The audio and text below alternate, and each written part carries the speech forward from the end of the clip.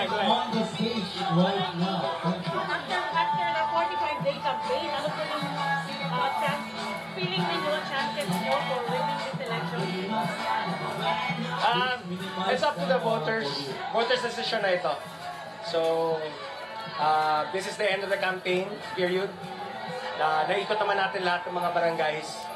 Na-voice out na natin lahat ng mga plano, plataforma de gobyerno, lahat ng mga gusto naming gawin, mga plano natin para sa Davao City. So, nananarya sa atong mabutante sa ilahang pagpili. Ang importante na ay kapilian, na ay choice, and they have to make their choice this coming election. So, kung sa may tabo, pasalamat lang ni natay higayon ngayon nani. At least masulti nato ang tanan nato mga plano unta para sa susunod sa araw. So kung magmalampos unta, atong tumanon. If ever will you be open to the media? Unlike right now, they are not open to the media. So are you? Once again, tanang staff sa Team Oh Garcia. yeah, we're open. We'll be open to all sectors. If you win, for example, what will be the changes that you will implement in the first month, and how will you ensure transparency and accountability under your government? Well, lahat ng sinabi ko sa ating platform of government, health, education, livelihood, peace and order, and social services.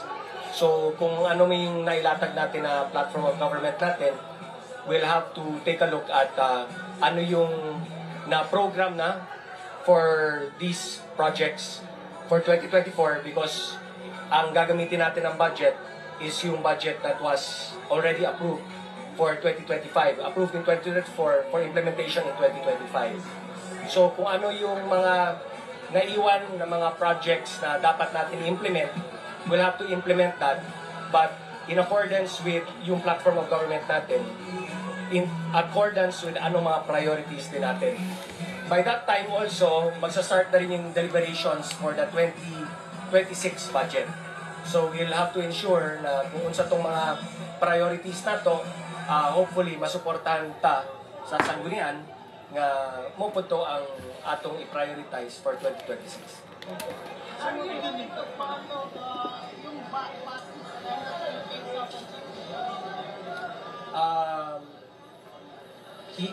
meron tayong, ang alam ko may plano yun, no? It's from an ADB loan.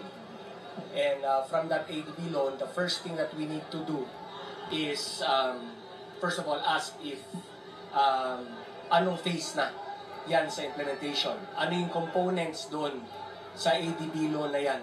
At ano pa yung kailangan gawin. Because ang alam ko, sa ADB loan na yan, yung counterpart ng local government is more wide consultation sa lahat ng mga sectors na maapektuhan.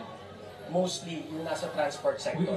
So kailangan natin balikan kung ano na ang nagawa, ano na naikonsulta, kung may consultation ba nangyari, anong napag-usapan, and ano yung mga ways moving forward.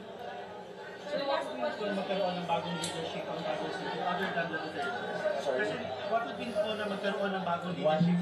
What would it mean po na magkaroon ng ibang leadership ang Davao? Kasi 1988 pa po ang mga Duterte.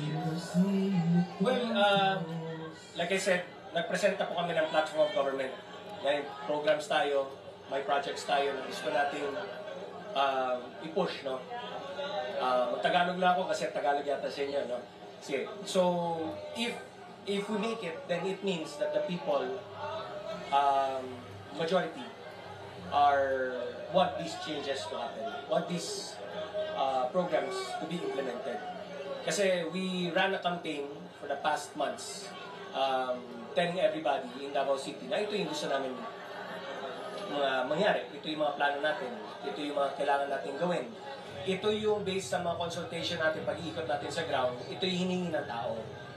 So, kumaga, binoise out lang din natin kung anong gusto ng taong maramdaman at serbisyo makuha mula sa local government natin.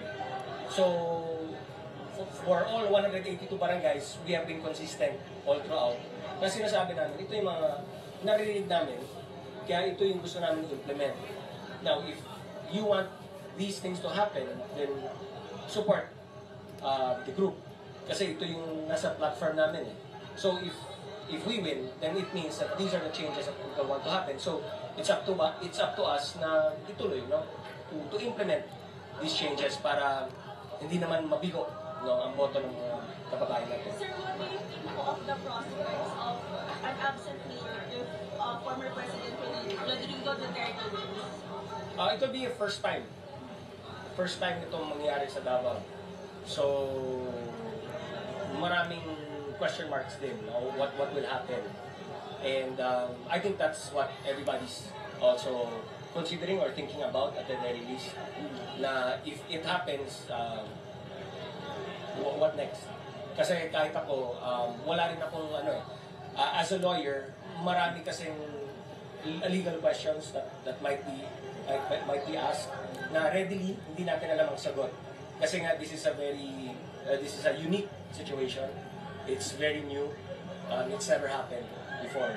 At the very least, not for Davao, and any city or province for that matter. So it's going to be something na kumbaga we will find out if it happens, then doon pa natin malalaman ano bang mga repercussions na mangyari dito. Sir, in the last case, sir, i-retik niyo po ba yung amount ng confidential funds sa Davao City? Kasi medyo malaki po. At namumuputo kayo dito. Well, like I said, no, meron tayong platform of government. Ito yung mga priorities natin. Ito yung mga narinig namin mula sa mga kababayan natin na ito yung importante para sa kanila, na maramdaman nila na matanggap nilang serbisyo sa ating mga kababayan. So that takes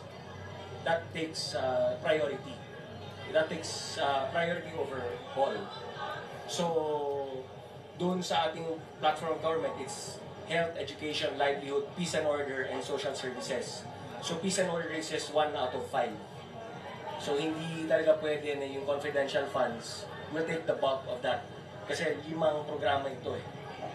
Kung pwedeng ma-distribute evenly as much as possible para ma-fulfill natin itong 5, then we'll have to do that. If it entails reducing the confidential funds, the intelligence funds, without sacrificing the quality of peace and order, and in fact, with efficient use of these confidential funds, maging better pa ang peace and order ng Davao City, then that's, I think, the better way of utilizing the funds of the city. We have 15 billion, almost 15 billion annually.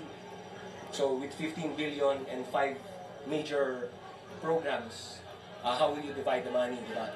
If you divide it evenly, you do the math, di ba? So hindi pwede, I don't think sustainable kung ilagay mo lahat sa confidential fund. So necessarily we'll have to rethink that. We still have to take care of the health of our people, education, their livelihood, and social services. Thank you po. Thank you so much. Thank you. Thank you very much.